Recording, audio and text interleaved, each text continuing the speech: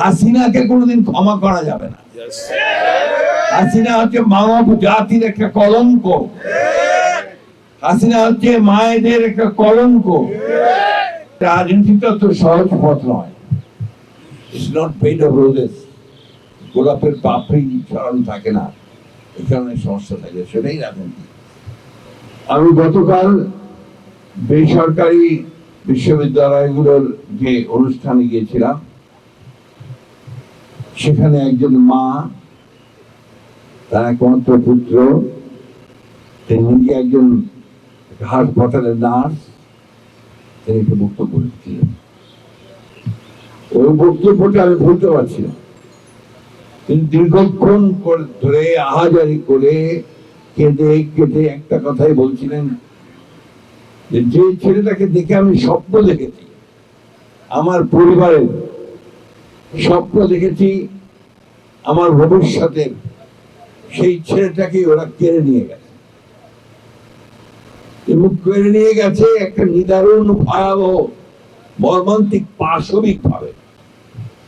তাকে গুলি করে মেরেছে, পড়ে গেছে, এরপর একটা ভ্যানের মধ্যে উঠিয়েছে। বেঁচে আছে না মরে গেছে সেটাও না দেখে আরো ৬-৭টা লাশের সঙ্গে তাকে পড়িয়ে দিয়েছে। চিন্তা করতে পারেন, একটা স্বাধীন দেশের নাগরিক আমরা 19৭১ সালে যুদ্ধ করেছিলাম একটা স্বাধীন দেশের জন্য। সেই দেশের পুলিশ প্রশাসন, যারা আমার রাষ্ট্রের নিরাপত্তা রক্ষার জন্য দায়িত্ব পালন করে, যাদের বেতন আসে আমাদের প্রত্যেকের ট্যাক্সের টাকা থেকে। Click backup LED light load shedding এ দেয় 3 ঘন্টার ব্যাকআপ, লাইটের ব্যাকআপ, লাইফের ব্যাকআপ।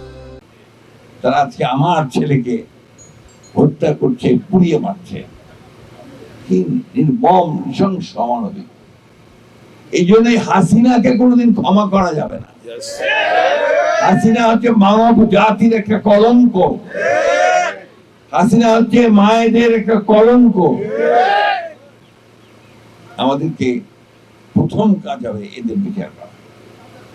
দ্বিতীয় কাজ হচ্ছে এই যে পরিবারগুলো, ওই যে মা যে তার ছেলেকে দেখে স্বপ্ন দেখেছিল যে তার দুঃখ দূর হবে, সেই পরিবারগুলোর পুনর্বাসনের ব্যবস্থা করা।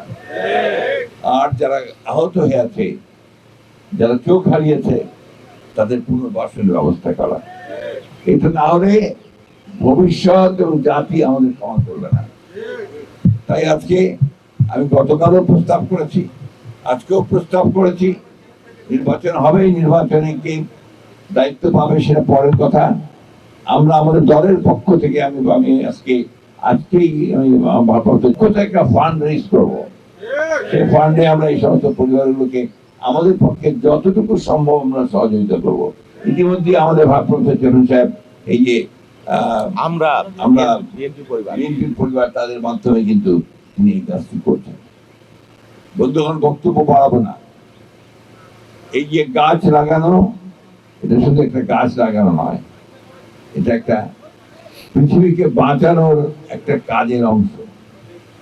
এইটা একটা আপনার ভবিষ্যৎ নির্মাণের একটা কাজ। সুতরাং এটাকে সবাই মিলে আমাদেরকে গুরুত্ব দিতে হবে। অত্যন্ত আনন্দিত হয়েছি যে সারা দেশে আপনারা এই কর্মসূচি নিয়েছেন, এবং গাছটা লাগিয়েই চলে গেলে চলবে না, পরিচর্যার দায়িত্ব দিতে হবে আমাদের এই এলাকার দলের কর্মীদেরকে, তারা প্রতিদিন এসে দেখবে যে গাছটা ঠিক আছে। এটা কিন্তু খুব জরুরি। তা নাহলে গাছ হচ্ছে আপনার মানুষের মতো, শিশুর মতো, তাকে পরিচর্যা না করলে সে কিন্তু মরে যায়। এই জন্যই সেটা আমাদের করতে হবে। দ্বিতীয়ত, এখানে আমার ভাই শহীদের পিতা, তিনি আক্ষেপ প্রকাশ করেছেন যে আমরা আশা করেছিলাম যে এই অভ্যুত্থানের পরে অতি দ্রুত একটা রাজনৈতিক পরিস্থিতি শান্ত হবে, রাজনৈতিক কাঠামো তৈরি হবে, আমরা একটা নতুন বাংলাদেশে প্রবেশ করতে পারবো। বিষয়টা হচ্ছে যে রাজনীতিটা তো সহজ পথ নয়, it's not bed of roses.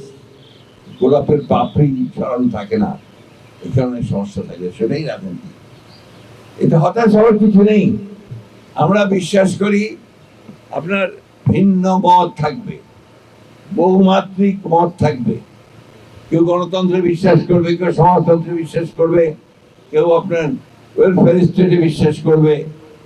এই সবগুলোকে মিলিয়ে আমরা একটা রেইনবো স্টেট, একটা রামধনু যেভাবে অনেকগুলো রং নিয়ে ওঠে, সেরকম একটা রাষ্ট্র নির্মাণ করতে অনেক আগেই আমাদের দেশের বেগম খালেদা জিয়া সেই স্বপ্ন দেখেছিলেন।